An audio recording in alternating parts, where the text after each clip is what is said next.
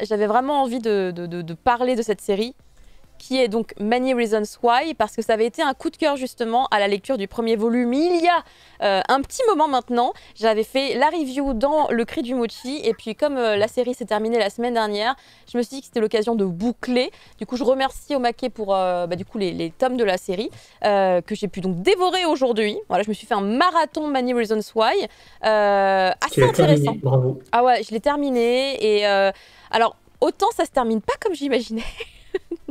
Autant c'était on va dire un chemin très intéressant à prendre, puisque Many Reasons Why, en fait, comment dire, il continue exactement comme j'avais aimé au début, c'est-à-dire qu'en fait on va vraiment plonger dans les méandres les plus sombres d'ailleurs, vraiment de l'humain, de la pensée des gens en fait, la manière dont les gens se comportent, les relations entre les gens, les castes, les choses qu'on ne voit pas, qu'on ne détecte pas, mais qui se produisent quand même, les choses qui sont fatalement immuables, qui ne peuvent pas changer. Et vraiment, le parcours était intéressant parce que, en fait, le plot de départ, pour vous le refaire rapidement, c'était l'histoire d'une jeune fille qui s'appelle Tsubaki, qui était un peu, on va dire, l'élève modèle, l'élève parfaite. Elle était d'ailleurs la number one, puisqu'en tout début d'année scolaire, il y a une liste qui pop sur tous les téléphones portables de tous les élèves de cette classe de collège. Ils sont en 4e. C'est la 4e D. Et en fait, il y a un classement qui ne s'explique pas. Et en fait, elle est numéro 1 et tous les élèves sont classés d'une manière qui les surprend pour certains. Et elle, en fait, elle se retrouve du coup propulsée, du coup, la fille la plus populaire de la classe, puisqu'elle est numéro 1 de ce classement totalement anonyme. Et ça va, on va dire, la suivre toute l'année. Et elle va du coup être la déléguée, elle va être la personne sur qui on va beaucoup compter, a priori, puisqu'on va découvrir à travers justement des lettres qu'elle a données à ses camarades de classe, tout plein de choses qui se sont passées durant ces quelques mois passés ensemble, puisque cette jeune fille se suicide dès la page 5, à peu près, hein, grosso modo. Elle se pend dans les toilettes du collège, et c'est vraiment l'incompréhension globale. Aucun élève ne comprend, elle était aimée, elle était adulée, elle avait une vie parfaite, elle était belle, elle était gentille, elle avait un petit ami qui l'aimait beaucoup. Personne ne comprend. Personne ne comprend. Et donc en 9 volumes, on va petit à petit retracer un petit peu les faits, mais avec une nouvelle perspective, puisque ce n'est pas celle qu'on croyait finalement, et même ce que les gens s'imaginaient savoir ou avoir fait. Et ben en fait, on découvre que c'était pas tout à fait ça. On découvre que même quand on n'a pas envie d'être une mauvaise personne, et ben en fait il nous arrive parfois de faire des mauvaises choses, ou en tout cas des choses qui vont avoir des conséquences négatives, et j'ai trouvé ça très intéressant, la manière dont c'est subtilement raconté, parce que c'est vraiment sur des trucs hyper banal, enfin c'est hyper banal la manière dont des fois des choses se déroulent, et en fait derrière il y a des conséquences énormes. Donc j'ai trouvé ça vraiment très très réussi. Par contre, j'ai trouvé ça quand même un peu long sur 9 tomes. Peut-être que c'est parce que j'ai tout lu d'un coup, quasiment, mais je me dis qu'en 8 c'était bien. En 8 c'était bien. Je trouvais qu'à un moment donné, enfin limite on aurait pu un peu accélérer le mouvement sur peut-être quelques lettres, puisque l'idée, c'est que les élèves se réunissent à certains moments en fait, dans la journée scolaire. Il y a des moments où la classe, en fait, il n'y a pas de professeur dedans, ils sont un peu libres. Et c'est ces périodes, du coup, où ils décident tous, du coup, de lire chacun leur tour la lettre qui leur a été laissée par leurs camarades de classe. Et chaque lettre semble hyper banale au premier abord, mais en fait, il y a toujours une espèce de message caché. Même le truc le plus simple, à base de merci d'avoir été à mes côtés à telle occasion, j'ai passé un excellent moment, peut avoir un sens caché à base de mais du coup ça veut dire que vous avez été ensemble un moment à tel endroit, qu'est-ce que ça veut dire? Et là on détecte des trucs, enfin, c'est vraiment intéressant de voir un petit peu cette espèce d'enquête finalement se dérouler sous nos yeux. On va suivre d'ailleurs un petit groupe d'élèves qui se forment au fur et à mesure des tomes, qui sont un peu nos petits enquêteurs, on commence à s'y attacher, et leur développement aussi est très intéressant parce que l'autrice, qui d'ailleurs s'illustre comme une espèce de petit requin qui est très mignon à la fin des volumes, en fait elle arrive à nous mettre le doute sur même ces petits héros qu'on suit finalement, qui sont nos fils conducteurs, sur les raisonnements et les déductions qu'on peut avoir au fil et à mesure de notre lecture.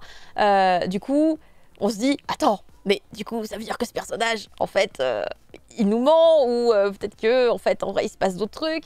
Donc, j'ai trouvé ça cool, parce qu'en fait, c'est ce qui m'avait vraiment harponné sur le premier volume. J'avais aussi lu le 2 et le 3 derrière, dans la foulée, et ça marchait hyper bien. C'est-à-dire, je terminais mon tome, j'étais en mode « Ah, c'est quoi la vérité ?» Et on arrive quand même, du coup, à nous balader vers une vérité, mais en fait plutôt une autre, puisque bien entendu, la vérité va éclater, mais elle n'éclatera qu'à la toute fin, une fois que toutes les lettres auront été ouvertes. Mais le truc, c'est qu'en fait, c'est un puzzle gigantesque. C'est un énorme puzzle, et toutes les lettres sont importantes pour pouvoir justement l'assembler jusqu'au dénouement final. Vraiment, je me disais, mais qu'est-ce que ça va être, le dénouement final? Et c'est pas du tout ce que j'imaginais. Vraiment, il y a un peu de ce que je pensais, un petit peu, je vous dis évidemment pas quoi, mais en même temps, je me dis, j'aurais pas... La conclusion, en fait, de cette série m'a un peu surprise. Parce que je m'étais imaginé tout un truc, et ça n'a pas pris cette direction exactement. Il y a aussi beaucoup la fatalité de la vie, la fatalité pardon, de la société dans laquelle nous vivons, qui est vraiment dépeinte d'une manière... trop évidente en fait. On se dit qu'on est dans un manga, qu'il pourrait se passer des trucs, qu'il pourrait y avoir, je sais pas, un miracle sur des choses et tout, qui a un peu d'espoir. Bah non en fait, c'est quelque part très fataliste et finalement très proche de notre réalité. Tu veux qu'on reste un peu sur une autre page peut-être? C'est ça, elle te gêne celle-là? C'est gênant. Tu te sens mieux là? Non, ça va. Mais tu t'es dit qu'il n'y a aucun espoir, c'est quand même... Il n'y a aucun espoir. Non, mais c'est dans l'idée... c'est pas dans l'idée que, je sais pas, tout le monde meurt, tu vois. Parce que c'est pas... Ah, tiens, c'est une bonne question, IMV2, ça. C'est quoi la question d'IMV2? J'ai pas vu. T'as le droit de montrer des gens morts montrer des gens morts sur Twitch. Alors, a priori, beaucoup de gens le font, ils ont pas de problème. Les tétons, c'est plus grave, apparemment. Ah oui, beaucoup plus. Voilà, c'est plus indécent, c'est comme ça, tu vois, il faut... C'est vraiment qu'ils n'ont pas de tétons, voilà. Et elle avait pas de tétons, mais je me suis sentie gênée d'un seul coup en la voyant. Et surtout, je me suis dit, ah, ça collait mieux avec ce que je disais au début. Mais du coup, c'est un titre en 9 volumes, qui se tient quand même plutôt bien. C'est parmi, on va dire, les premiers titres de cette autrice. Elle avait déjà fait un titre avant qui s'était conclu en moins de volumes. Et du coup, elle était hyper contente à chaque fois de dire « Oh là là, c'est la première fois que j'ai un 5e tome. Oh, c'est la première fois que j'ai un 6e tome. » Elle est très rigolote en plus à lire en fin de volume, puisque en plus, c'est un peu lourd. C'est un peu sombre. T'arrives à la fin, et là, elle est sautille et tout. C'est un petit requin. Tu te dis oh, « Ok, d'accord. » Puis elle réutilise ses personnages d'une autre manière. Ça pour les... Oui, bah oui. Dans les mangas les plus sombres, en général, les bonus sont... Tu pour respirer un peu. T'as tous les personnages qui sont morts, qui sont là, ouais, on voit des coups ensemble. Exactement. Voilà, c'est ça. C'est un peu l'idée. Et donc, la lecture était quand même hyper agréable et ça se lit vraiment vite. Puisque du coup, il me restait quoi, 6 tomes à lire en gros aujourd'hui. Et j'ai pas mis 6 heures pour les lire. J'ai mis beaucoup moins. J'ai dû mettre 5 heures. Donc, voire même peut-être à 4h30. Allez, 4h30, je pense. Et du coup, j'étais hyper contente. C'est que vraiment, ça m'a beaucoup plu. Mais je sentais quand même une longueur au niveau des lettres parce qu'il y a quand même quasiment 30 élèves. Il faut que chacun lise sa lettre. Et tu te dis, bon, il en reste encore quelques-uns. Et tu sais que, du coup, toutes les hypothèses, au fur et à mesure qu'elles pop... 26 lettres. Comment? Ah, ok, d'accord, ok. Très bien. Ça va, Fameuil. Ça reste moins que le nombre d'élèves dans une classe de français à l'heure actuelle. Hein. Ça dépend. Ouais. Moi, dans la classe de mon fils, ils sont 27. Ouais, c'est toujours moins. Non, là, ils sont 29 dans la classe là de... Mais c'est le collège, Non, mais il y a 26 lettres dans l'alphabet. Oh putain, non mais arrêtez avec les lettres de l'alphabet là, c'est pas possible. Très bien, Oboronion, ça met l'ambiance, tout à fait, puisque du coup, Same veut dire requin en japonais, donc j'explique pour la blague, sinon les gens comprennent pas la blague.